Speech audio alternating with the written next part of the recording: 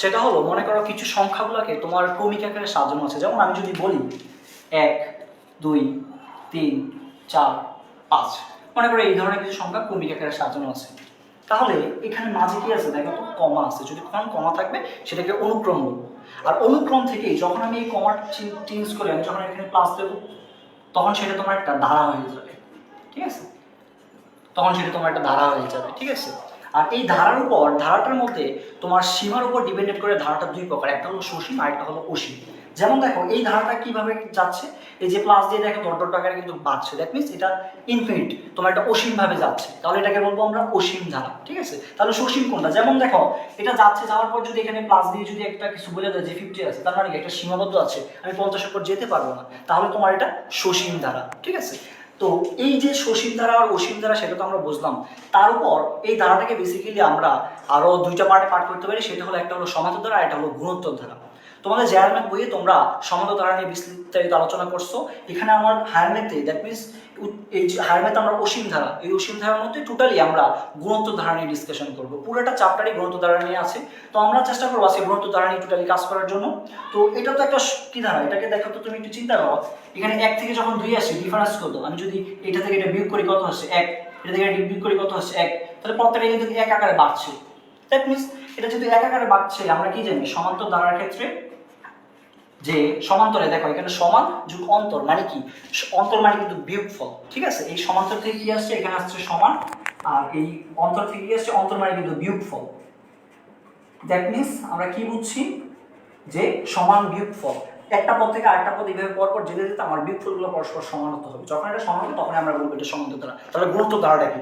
গুণোত্তর ধারাটা হলো তার বিপরীত। এটা তো আমরা বিয়োগ আকারে গেছি, গুণোত্তর ধারাটা আসবে আমার ভাগ আকারে। ভাগ আকারে দ্যাট মিনস মনে করো তোমার এখানে 2 4 তারপর আছে 8 16 এইভাবে সেটা যাচ্ছে। হ্যাঁ, একটু এখানে চিন্তা করো, 2 থেকে যে 4-এ আসছি আমি দ্বিতীয় পদ ভাগ যদি প্রথম পদ করি তাহলে কত হয় এখানে 2। আবার ওইভাবে এটা থেকে যদি এটা ভাগ করি এটা কত হয় 2।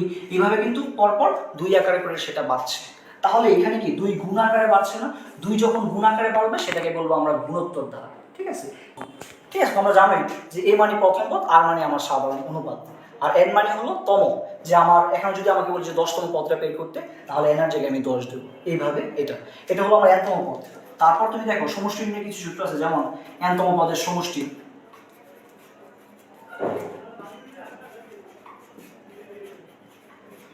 সমষ্টির সূত্র তোমার দুইটা আছে, যেমন দেখো a into r to the power n minus 1, আরেকটা আছে a into 1 minus r to the power n by 1 minus r। কখন কোনটা ইউজ করো বা কোনটা, আমি যদি আমাকে এই সূত্রটা ইউজ করি বা এটা ইউজ করি, এটা বুঝতে যদি কোনো ঝামেলা হয় তখন ম্যাথ করতে কোনো সমস্যা হবে না। একটু দেখো এটা কি করি। যখন r এর মান বড় হবে তখন এই সূত্রটা ইউজ করবা, আর যখন r এর মান ছোট হবে দ্যাট মিন্স 1 বড় হবে তখন এই সূত্রটা ইউজ করবা। কিন্তু আমরা যদি একটু বেসিক্যালি চিন্তা করি, দেখো তো এটাকে যদি আমরা একটু কাজ করি, a ইন্টু আমি এখান থেকে মাইনাসটা কমন নিচ্ছি, একটু এখান থেকে মাইনাসটা যদি কমন নিয়ে কি হয় আমার এখানে 1 minus r to the power n এসে পড়ে না? নিচের টো সেম, আমি এখান থেকে মাইনাসটা কমন নিচ্ছি, কি হয় 1 মাইনাস r। দেখো মাইনাস মাইনাস কিন্তু চলে গেছে। হ্যাঁ, এটা ক্যালকুলেট করলে কি হয় a into 1 minus r to the power n by 1 minus r। তাহলে এই সূত্রটা আর এই সূত্রটা কি সেম হয়ে গেছে না? দেখো তো, তাহলে তুমি যদি এটা ইউজ করো বা এটা ইউজ করো, এই ক্ষেত্রে তেমন কোনো ম্যাথের ক্ষেত্রে কোনো ক্রিয়েট করবে না। বাট ব্যাপারটা হলো তুমি যদি বুঝতে পারো যে আর এর মানটা 1 থেকে ছোট বা বড়, তুমি এটা এই নীতি অনুসারে সূত্রটা বসালে আরো ভালো হয়। ঠিক আছে, কিন্তু এই ক্ষেত্রে ক্যালকুলেটে কোনো সমস্যা হবে না। বুঝতে পারছো? এটা ইউজ করতে পারো, এটা ইউজ করতে পারো। তা তোমাদের বই খুলে দেখবা এই প্রশ্নটা একটু বেশি আসে, যেমন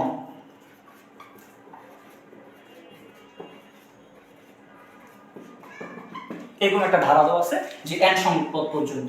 ঠিক আছে, এই n সংখ্যক পদ পর্যন্ত এই ধারাটা আমাকে বলতে পারে যে এটা n সংখ্যক পদ পর্যন্ত এটা সমষ্টি বের করতে। কিন্তু আমাকে দেখতে হবে যে এটা কি আমার সমান্তর ধারা পড়ছে না গুণোত্তর ধারা পড়ছে।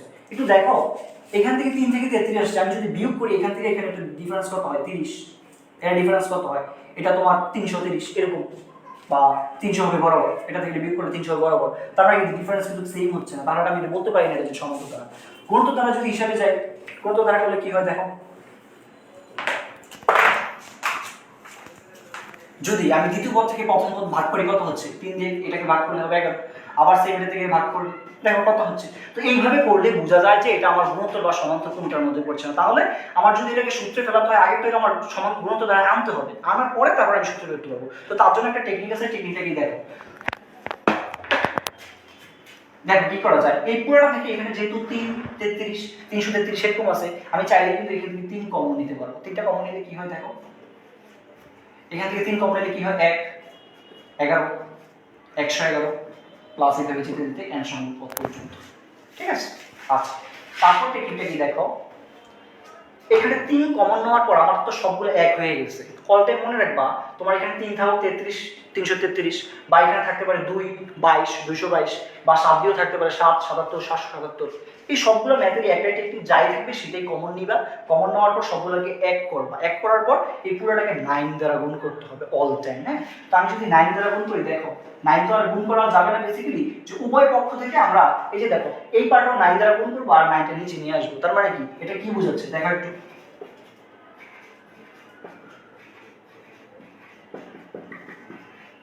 আচ্ছা একটু দেখো তো এই আমি কি করলাম, এই পুরোটাকে 9 দ্বারা গুণ করছি, এখান থেকে যদি আমি 9 কমন নেই নিচেটার সাথে ক্যালকুলেট করলে কিন্তু আগেরটাই হয়ে যায়। জাস্ট একটা টেকনিক ইউজ করা হয়েছে এখানে। তো এখানে দেখো কাজটা করলে কি হয়, এই 3 দিয়ে আমি 9কে ভাগ করলে নিচে কি হবে 1/3, আর এটা হলো 9 99 999, এটা আগের মতো হয়েছে। এখন থেকে একটু কাজ করা যায়, কাজটা দেখো আমি কি চাইলে 9 কে কি 10 - 1 করতে পারি না? হ্যাঁ, ঠিক এরকম ভাবে 99 কে কি করা যায় 100 - 1, 999 কে কি করা যায় 1000 - 1, এইভাবে সেটা যেতে যেতে আমার কি হবে n সংখ্যক পদ পর্যন্ত যাবে। ঠিক আছে, তারপর 1/3 ইনটু, আমি একটা কাজ করি এখানে দেখো যে প্রত্যেকটা থেকে এখানে 10 এখানে 100 এখানে 1000 এইভাবে সবগুলোকে একটা সিরিয়ালে যদি নিয়ে আসি কি হয় দেখো তো, এখানে 10 100 1000 এভাবে যেতে যেতে সেটা n সংখ্যক পদ পর্যন্ত যাবে। ঠিক আছে, আর এখানে একটু দেখো আমরা কিন্তু 10 100 1000 এইগুলোকে নিয়ে আসলাম, তাহলে এখানে কিন্তু এক্সট্রা কিছু আছে, এখানে -1 এখানে -1 এখানেও -1, এটা তো এইভাবে যাচ্ছে। আমি যদি প্রথম পদ হিসাব করি প্রথম পদে -1, দ্বিতীয় পদে যদি আসি -1 -1 কত, দ্বিতীয় পদে -2, তৃতীয় পদে আসলে -1 -1 -1, তার মানে কি -3, এইভাবে n সংখ্যক পদ পর্যন্ত যায় সেটা কি -n হবে না, এটাই। তারপর দেখো কাজটা কি করা যায়, এখন দেখো তো এটা আমার একটা ধারার মধ্যে পড়ে গেছে কিন্তু, যেমন 10 100 1000 কিভাবে দেখো, এটা তো প্রথম পদ, এটা কি আমার দ্বিতীয় পদ। এখন আমি যদি প্রথম পদ যেহেতু এখানে a পেলাম, এ কত পেলাম 10 পেলাম, আর এটা তো আমার দ্বিতীয় পদ, আমি দ্বিতীয় পদ থেকে যদি প্রথম পদ ভাগ করি কত হয়, এখানে ডিফারেন্স কিন্তু 10, এটা ডিফারেন্স কত 10, তার মানে বুঝতে পারছি এটা 10 করে কি হচ্ছে বৃদ্ধি পাচ্ছে। যেহেতু এটা 10 করে বৃদ্ধি পাচ্ছে এবং তার শেষে n আছে, তার মানে কি একটা সসীম গুরুত্ব ধারা। আর সসীম গুরুত্ব ধারার ক্ষেত্রে আমরা সমষ্টি নির্ণয় সূত্রটা কি জানি দেখো, সূত্রটা হলো a ইনটু, এখানে যেহেতু r এর মান কি পেয়েছি আমরা, যে দ্বিতীয় পদ ভাগ প্রথম পদ, তাহলে এটা করলে কি হয় 10 হয়। 10 কিন্তু একের থেকে বড়, 10 যখন আমার একের থেকে বড় হবে, সূত্রটা কি শিখেছিলাম যে a ইনটু যেটা বড় হবে সেটাকে, কিন্তু r বড় এই কারণে rটা আগে হবে, r to the power n -1 by r - 1। ঠিক আছে, এই সূত্রটা এখানে পরবর্তীতে, আচ্ছা এটাকে ফার্স্ট ব্র্যাকেটে রাখো, ফার্স্ট ব্র্যাকেটে রাখার পর এটাকে -n দিয়ে এটাকে সেকেন্ড ব্র্যাকেটে আবদ্ধ করে রাখো, কারণ -nটা কিন্তু এটার সাথেই আছে। আচ্ছা তার পরবর্তীতে দেখো আমরা যে এখন মানটা বসাই, a এর মান কত পেলাম, a এর মান পেলাম 10, a এর মান বসাইলাম। তারপর এখানে r এর মান কত পেয়েছি, r এর মানও পেলাম 10, 10 to the power n -1 by 10 - 1, এটা শেষ করলাম, মাইনাস কত আছে, মাইনাস আছে n। ঠিক আছে, কমপ্লিট। এখন দেখো এখানে ক্যালকুলেট করলে কি হয়, এখানে কিন্তু 10 থাকে আর এখানে 10 to the power n - 1 by নিচে 10 - 1 কত, 10 - 1 কিন্তু 9। ঠিক আছে, আর এখানে কি আছে n আছে। এখন এই 1/3 কিন্তু আমার দুইটা পদকেই পাইছে, এইটাকেও পাইছে এটাকেও পাইছে। এখন এই 1/3 দিয়ে আমি তোমরা কি করতে হবে, গুণ করতে হবে। 1/3 দিয়ে যদি আমি এটাকে করি কি হয় দেখো, 1/3 দিয়ে এটাকে করলাম, তার উপরে 1 10 1 দিয়ে এটাকে করলে তো ওইটাই হবে 10 বাই, আর এখানে 3 এখানে 9, 3 নম্বর তো আমার 27, আর যেটা আছে ওইটাকে এখানে সাইড দিয়ে রেখে দিই 10 টু দি পাওয়ার n - 1। ঠিক আছে, এখন আবার 1/3 দিয়ে কিন্তু n কে গুণ করতে হবে, 1/3 দিয়ে n কে গুণ করলে কি হয় n/3, এটাই হলো তোমার आंसर। এখন কথা হলো অনেকে বলতে পারে যে স্যার এগুলো তো পারি, কিন্তু কথা হলো তোমরা পরীক্ষার হলে এটা ম্যাথটা করতে যেয়ে অনেকটা ক্যালকুলেশন এগুলো ঝামেলা করে ফেলে, এটা তার জন্য বারবার প্র্যাকটিস করতে হবে। আর এখানে 3 থাকুক 33 থাকুক 333 থাকুক বা 7 77 বা তোমার এখানে 8 দিয়েও থাকতে পারে 5 দিয়েও থাকতে পারে, যেটাই থাকুক মেইন টেকনিক হচ্ছে এইটা, যেটা থাকবে সেখান থেকে তুমি ওই সংখ্যাটা কমন নিবা, কমন নেওয়ার পর অল টাইম পুরোটাকে 9 দ্বারা গুণ করবা, পরের প্রসেস পুরোটাই সেম, এইভাবে ক্যালকুলেট করে দিবা। তাই তোমার যে কোনো দ্বারা এটার এক সংখ্যক পদ যদি বের করতে বলে এইভাবে করবে, ঠিক আছে। এটা হলো একটা টাইপ, এটা তোমাদের পরীক্ষায় প্রচুর পরিমাণে আসে, তোমরা টেস্ট পেপার খুলে সেটা দেখতে পাবা। যেমন মনে করো তোমাকে একটা ধারা দিল 2 4 8 16 এমন, এটা কিন্তু একটা অসীম গুণোত্তর ধারা, ঠিক আছে। এটার অসীম ভাবে যাচ্ছে এই কারণে একটা অসীম। আর এটা যখন সমষ্টি বের করতে বলবে এটা সমষ্টি আছে কিনা সেটাও একটা প্রশ্ন। কেন? কারণ 2 4 8 16 এটা কিন্তু আস্তে আস্তে বৃদ্ধি পাচ্ছে।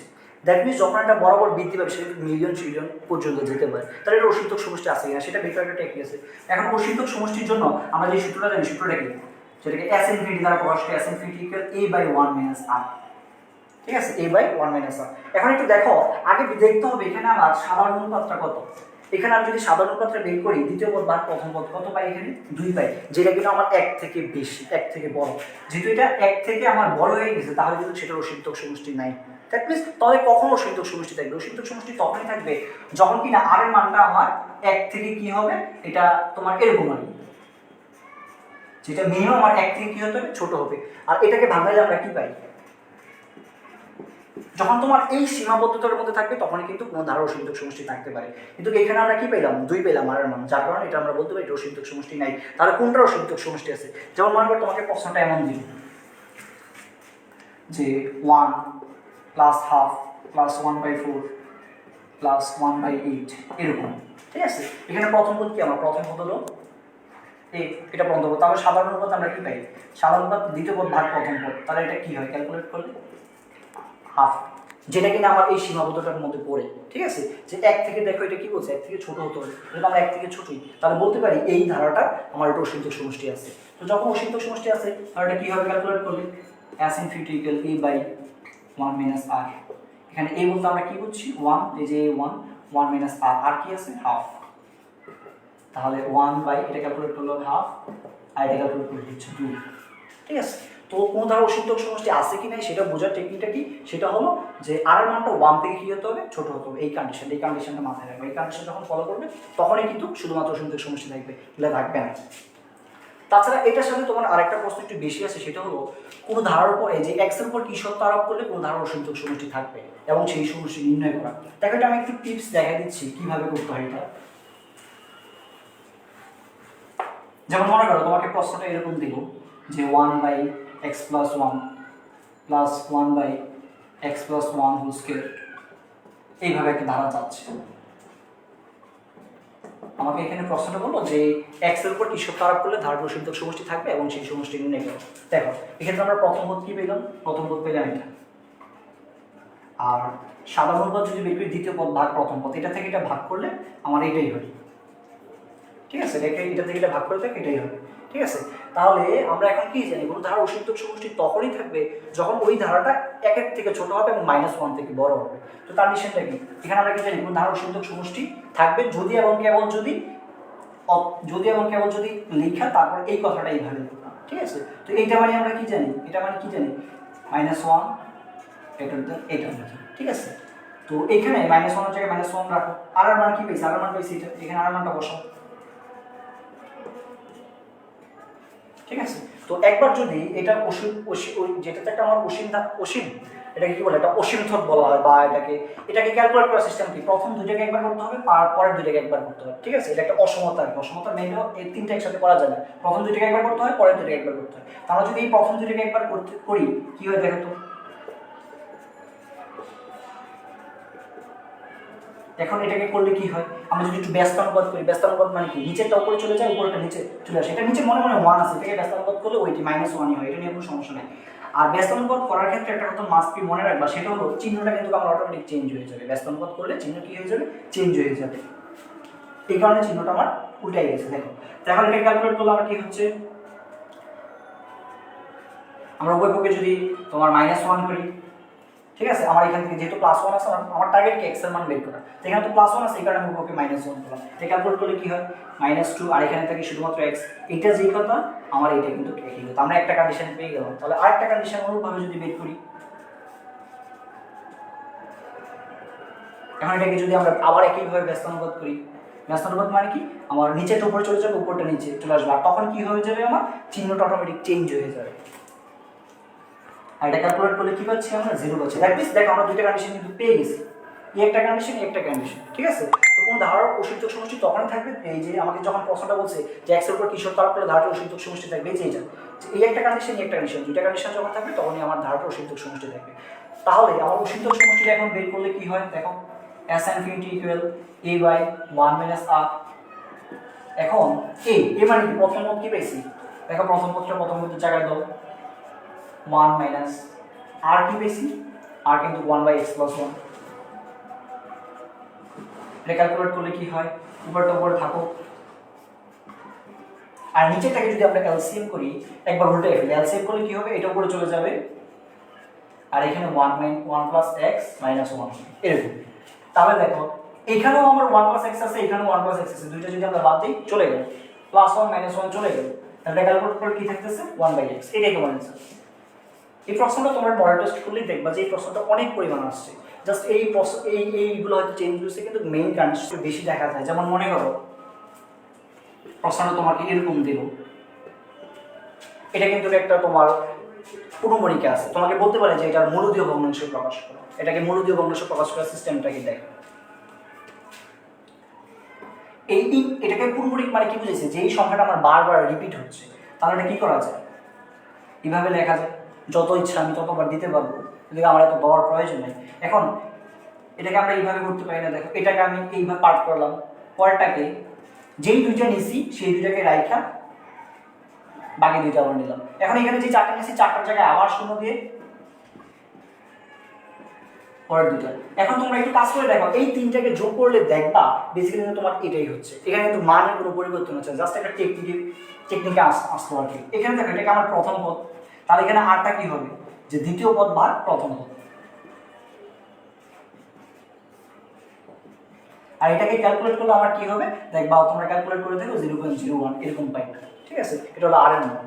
এখন আমরা যখন এটাকে মূলদীয় ভগ্নাংশে প্রকাশ করতে যাবো, তার মানে কি এটা কিন্তু অসীম ভাবে যাচ্ছে, তাহলে এটা অসীমতক সমষ্টি থেকে আসছে। তাহলে অসীমতক সমষ্টির যে সূত্রটা আমরা কি জানি, এখানে এর মান কি পেয়েছি, এর মান হলো এটাই যে 0.12 1 minus r। আর মানে কি, এখানে আমার সাধারণ অনুপাতটা কি পেলাম 0.01, এটা ক্যালকুলেট করলে 0.12, আবার এটা ক্যালকুলেট করলে হবে 0.99। তাহলে এখানে তো আমাকে বলছে এটাকে মূলদীয় ভগ্নাংশ, তার মানে কি দশমিকগুলো সরাতে হবে। দশমিকগুলো যদি সরাতে চাই, আমি এইটাকে 100 দ্বারা গুণ করতে পারি, এটাকে 100 দ্বারা, উভয়পক্ষে 100 দ্বারা যদি আমি গুণ করি কি হবে 12/90, ঠিক আছে। এটাই তোমার অ্যান্সার। এটাকে কখনো দশমিকে রাখা যাবে না, কারণ তোমাকে বলছে মূলদীয় ভগ্নাংশে প্রকাশ করতে। আবার এটাকে যদি আমরা একটু এমসিকিউ সিস্টেমে শর্টকাট করতে যাই, দেখো এমসিকিউতে আমরা এটা করলে কি হয়, যে টোটাল যেটা থাকে পুরোটাকে এখানে নিতে হয় বাই, আর দশমিকের পর যদি পুনর্মণিক থাকে, এখানে পুনর্মণিক কয়টা আছে, পুনর্মণিকের জন্য আমার 9 নিতে হয়, এখানে যেহেতু দুইটা পুনর্মণিক আছে তাহলে দুইটা নেয়, ঠিক আছে। যদি পুনর্মণিক ছাড়া কিছু থাকতো, মনে করো এখানে এক্সট্রা একটা 3 আছে, তাহলে 3 এর জন্য আমি 0 দিতাম, যেহেতু এখানে 3 নেই তাহলে দেওয়ার দরকার নেই। এটা হলো তোমার এমসিকিউ স্টাইল, তোমরা ইজিলি এটা থেকে এটা বের করে ফেলতে পারো। দেখো রেজাল্ট কিন্তু সেম, কিন্তু যখন তোমাকে এটা কয়ে দিবে, তুমি এটা করলে কিন্তু তোমাকে ওর মার্ক দিবে না, তেমন তার জন্য তোমাকে এই সিস্টেম করতে হবে। আর যখন এমসিকিউতে থাকবে তখন তুমি এটা 1 সেকেন্ডে এইভাবে করবে, এটা জাস্ট একটা টেকনিক। তো এই ছিল তোমাদের এই ইম্পর্টেন্ট যে টপিকগুলো করানো হয়েছে, এগুলো থেকে তোমরা টেস্ট পেপার করে দেখবে এইগুলোই বারবার রিপিট হচ্ছে।